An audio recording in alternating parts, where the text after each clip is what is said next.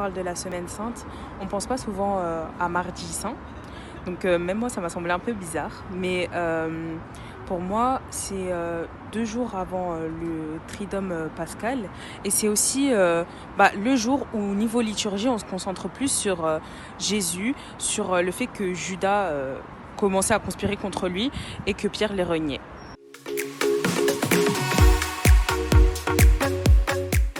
Messe chrismale ce mardi, donc tous les chrétiens catholiques du diocèse sont invités à se réunir autour de l'évêque, et il y aura tous les prêtres du diocèse aussi autour de l'évêque. Et en fait, à cette messe, donc messe chrismale, ça vient de Christ, et c'est là où en fait l'évêque va consacrer les huiles saintes qui serviront ensuite pour les sacrements, pour le baptême, pour la confirmation, pour l'onction des malades, le sacrement de l'ordre.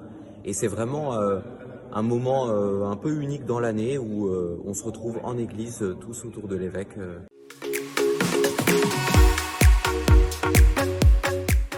Il y a 3 huiles différentes. Donc il y a l'huile sainte des malades, ensuite il y a l'huile des catéchumènes et l'huile sainte crème. Et en fait ça permet d'avoir une marque de bénédiction par rapport à Dieu, c'est une sorte de protection.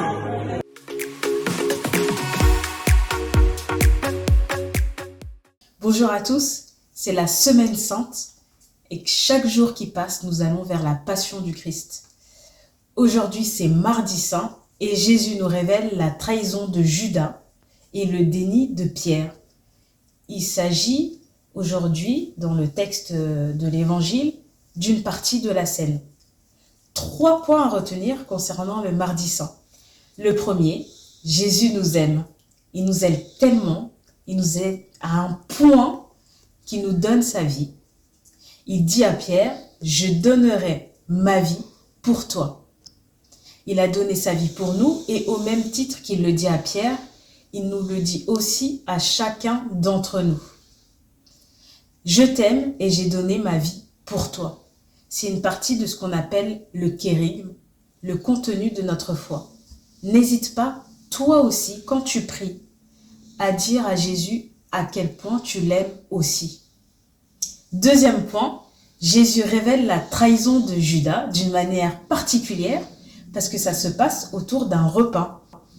Alors concrètement, moi si je devais manger avec quelqu'un et que je sais que c'est mon pire ennemi, quelqu'un qui m'a trahi, ce serait un peu compliqué pour moi de manger avec cette personne.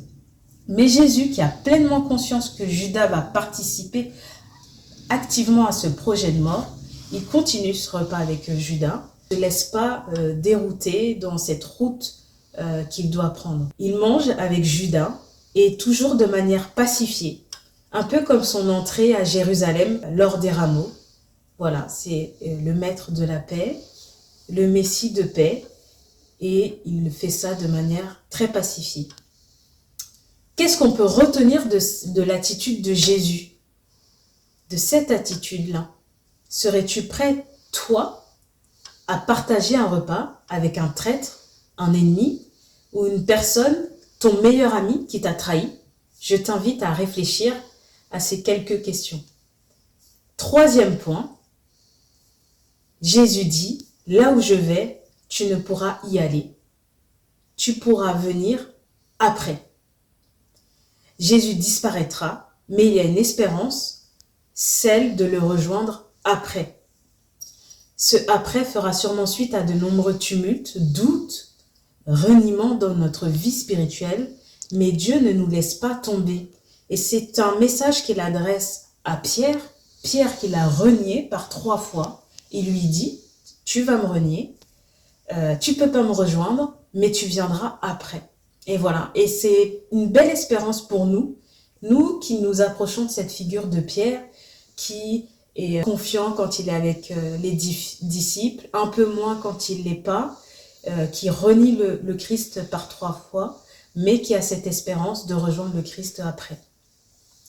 Je t'invite donc pour ce Mardi Saint à méditer le texte du jour et à garder dans ton cœur ces paroles de Jésus. Je donnerai ma vie pour toi et tu pourras venir après. Bonne Semaine Sainte à vous tous.